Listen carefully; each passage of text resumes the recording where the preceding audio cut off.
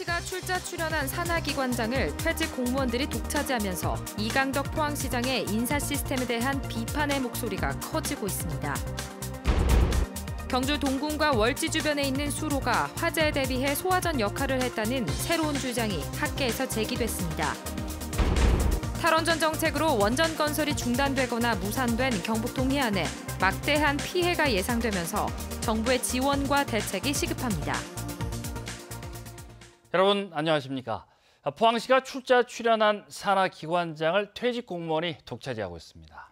시청 인사에서도 선거를 도운 사람이 요직에 등용돼 인사가 선거 보은용으로 변질됐다는 지적이 나오고 있습니다. 김기영 기자가 보도합니다.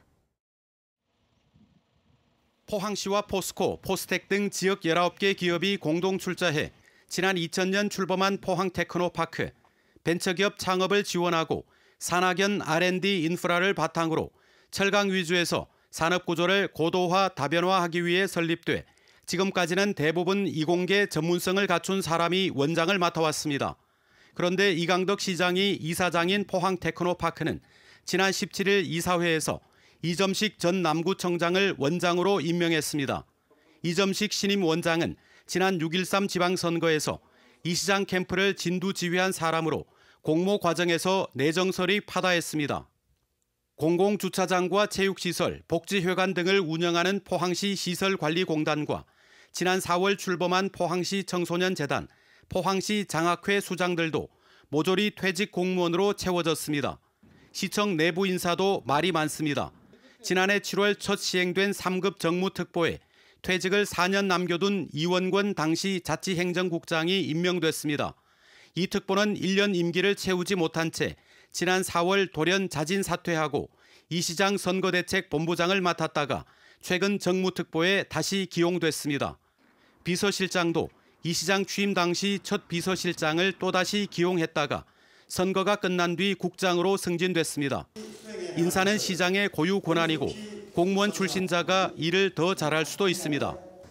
하지만 기업 유치에 사활을 건 포항시가 기업인 등 전문가는 외면하고 공무원만 우대한다면 공무원들이 선거판을 기웃거리는 볼썽사나운 문화가 정착될 수도 있습니다. MBC 뉴스 김기영입니다. 경북 동해안 5개 자치단체장들은 오늘 상생협의회를 열고 남북교류협력시대를 맞아 포항 삼척고속도로와 동해선 전철화 사업에 협력하기로 했습니다.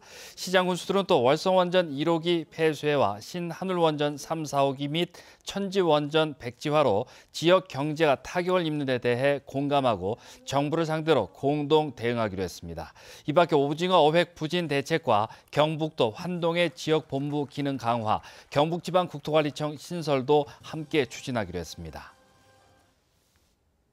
정부의 탈원전 정책으로 원전 건설이 중단되거나 무산된 경북 동해안 지역의 경제적 피해가 천문학적이라는 조사 결과가 잇따라 나오고 있습니다. 원전 의존도가 높은 만큼 지역 경제 침체가 심각하지만 정부의 관심과 지원은 부족해 특단의 대책이 시급합니다. 한기민 기자가 보도합니다. 자유한국당 곽대훈 의원이 한국수력원자력으로부터 제출받은 자료에 따르면 영덕 천지원전 1, 2호기 건설이 취소되면서 경상북도와 영덕군이 받지 못하게 된 직접적인 세수는 1조 8천억 원에 이르는 것으로 나타났습니다.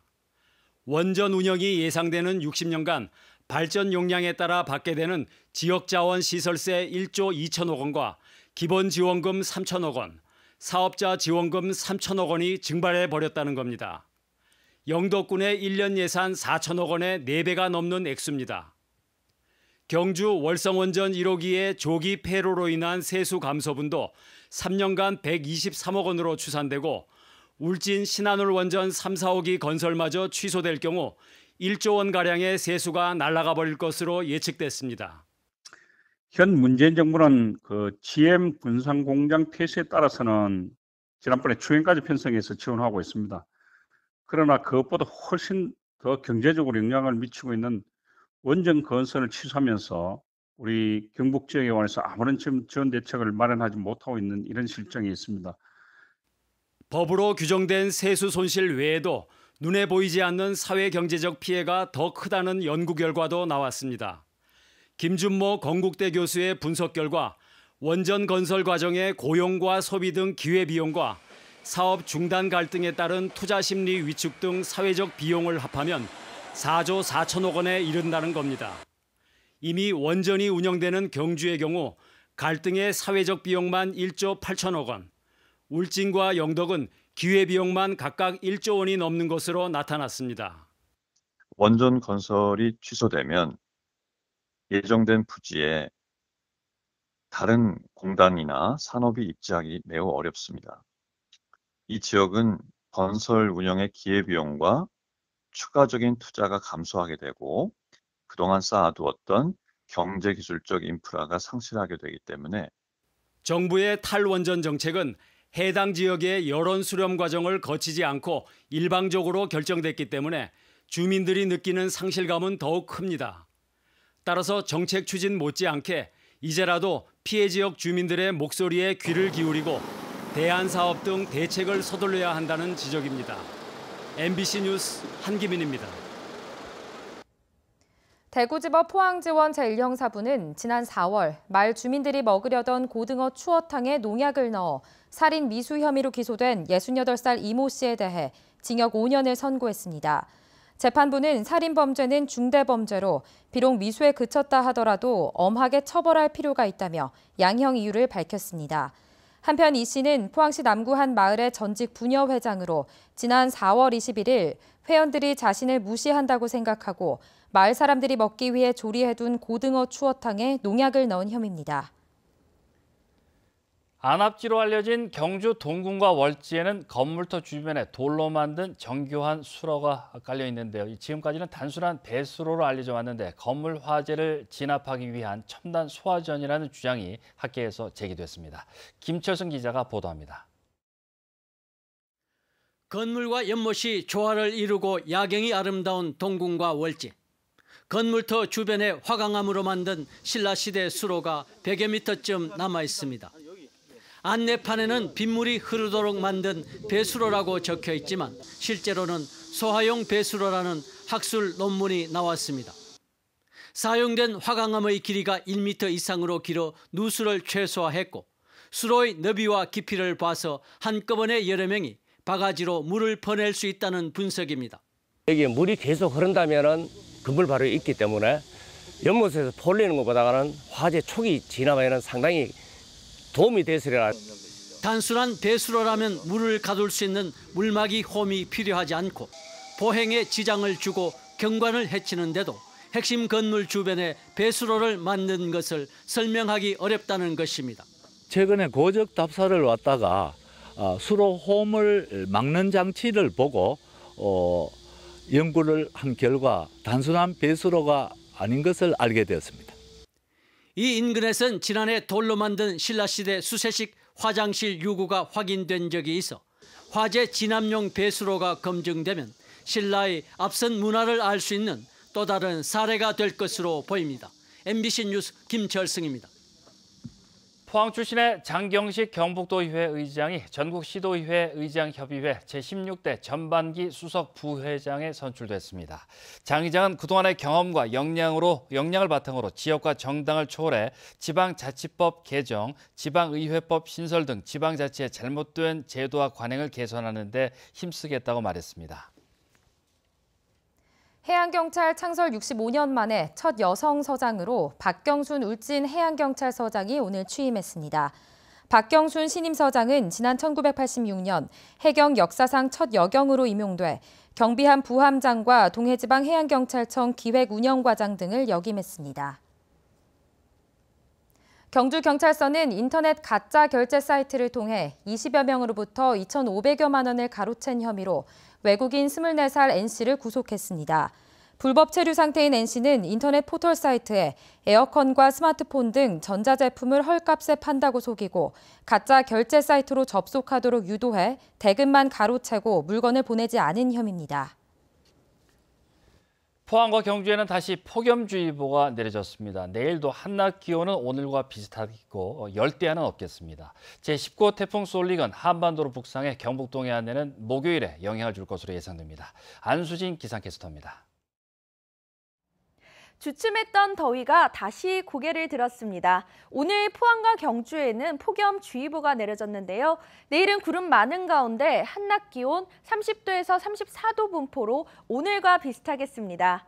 밤 공기는 확연히 달라졌습니다. 조금 선선하게 느껴지기도 하는데요. 내일 아침 기온 21도에서 23도로 열대야는 없겠습니다. 제19호 태풍 솔릭은 중형급 태풍으로 일본 가고시마 남쪽 해상에서 한반도 쪽으로 서서히 올라오고 있습니다. 수요일에는 제주도에 북상하겠고 목요일에는 우리 지역에 영향을 끼칠 것으로 예상이 되는데요.